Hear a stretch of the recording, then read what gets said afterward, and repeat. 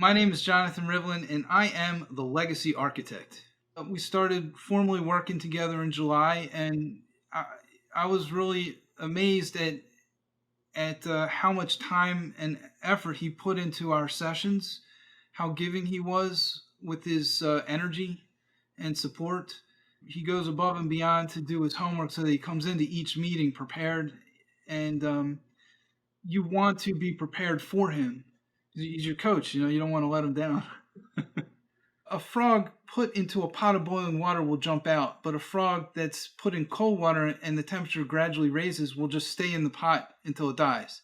And that's what had happened to us. It was so gradual we didn't realize it until it had reached a crisis point. And it was the pandemic that really made it apparent that, hey, we've got to change because the stress that we've taken on by working this way is killing us. We couldn't just scale this business. This business, if it scaled, we'd be working 36 hours a day. It's just not physically possible, though we would try. We used to say, oh, we have to protect the good clients from the bad clients. And Matthew said, if you follow my protocols, there won't be any bad clients. Before we could grow, we had to cut away some of the other clients. And some of them have been with us for 20 years. And these, again, these weren't easy conversations, but Matthew helped me through that. I had a client who, I swear to you, she called the office like every 30 seconds until I picked up. I didn't want to take the call while I was driving, and she just kept calling. It was horrible. It was horrible.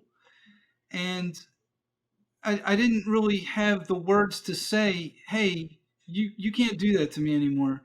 Like, if they're not respecting your time, if they're being disorganized, you got to set boundaries around your own business and say no. He had some exercises that he had me do, and it was revelatory. It was like, hey, we have this other business that's actually more profitable that's sort of hidden underneath the tax practice. And it's something we had been talking about doing, my father and brother, for a decade, but we just could never pull the trigger on it. And then Matthew helped us get out of our own way, really, and implement it with the right things to say and when, and even so much how to structure it. With the new service, we were able to let them know if they were going to owe months ahead of time. And because of that, there was time to plan around it. Like, hey, we know this now. We can do something about it. And even if we can't, you're at least going to have a lot of time to prepare. And for those clients that opted into that service, it was like night and day. They were like, wow, this is amazing. We're so glad we did this. And it was in large part due to Matthew. I had about, I want to say 60 clients. And of those 60, I separated from about 15 of them. Some of them were like friends and family. And others were just, it was just very, I can't illustrate to you how stressful it was to deal with them. So down to 45 clients.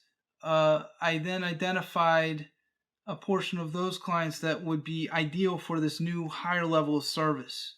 And I had 5 conversations before I had a coaching session with him, and I was 1 for 5. So 4 people opted out. And then I had the session with him, and it was like 9 out of 10 that point forward. So overall, I'm about 80% conversion, which is pretty amazing. We also took on some new clients that had never been with us before.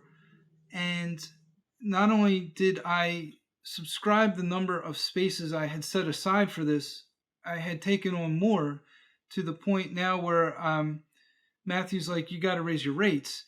If your closing rates are that high, you're not priced properly. You need to raise your rates, and here's how you do that. And here's the script, and I need you to practice that so that it becomes natural for you to say it.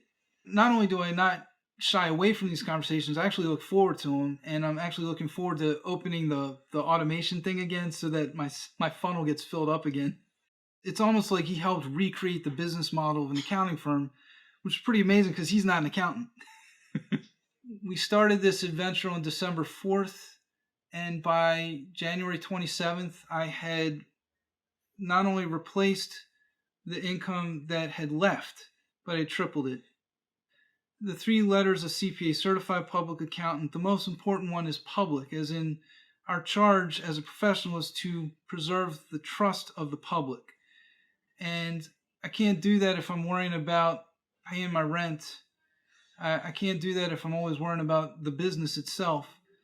And with Matthew's help, we put that structure in place where we could deliver the right type of service that we should be delivering, that our clients need.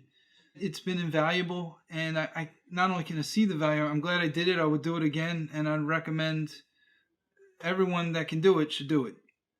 Matthew is he's in a class of his own. He takes the time to really get to understand his client, know them better than they know themselves, and uncover situations that we might be hiding from or might not be aware of, and can tease that out and help you reckon with it and move forward.